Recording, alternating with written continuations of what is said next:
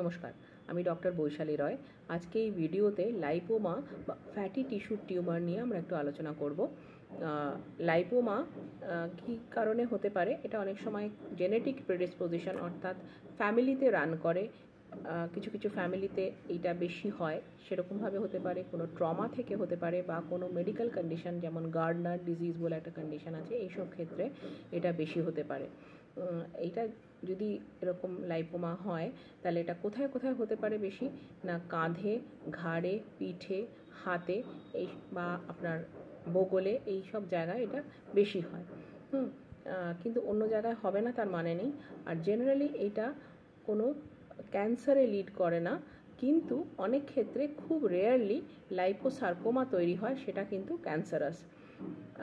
Generally এগুলোতে কোনো pain হয় না। অতএব সেরকম যদি আপনার কোনো গণ্ডগোল না করে টিউমারটা, তাহলে এটাকে আনডিস্টার্ব রাখা ভালো। কিন্তু যদি পেইনফুল হয়ে যায়, অবশ্যই ডক্টর কনসালটেশন করবেন এবং তখনকার মতন পেইন কিলার নেবেন ওনার কথা অনুযায়ী। এছাড়াও ওখানে নুন জলের শেক করতে পারেন, এবং যাতে একটুখানি জায়গাটা রেস্ট পায় তার একটা ব্যবস্থা করতে হবে। তবে অনেক ক্ষেত্রে এটা খুব পেইনফুল হয়ে যায়, তখন কিন্তু এটা বাদ দেওয়ার মতন একটা পরিস্থিতি হতে পারে। সেক্ষেত্রে সার্জেনকে কনসাল্ট করবেন। উনি হয় ওখান থেকে যে ফ্যাটি টিস্যুটা আছে সেটা বের করে নেবেন থ্রু লাইপোসাকশন, বা টিউমারটাকেই বাদ দেবেন, সেটা উনি বুঝে উনি ডিসিশন নেবেন। তবে নেগলেক্ট করবেন না।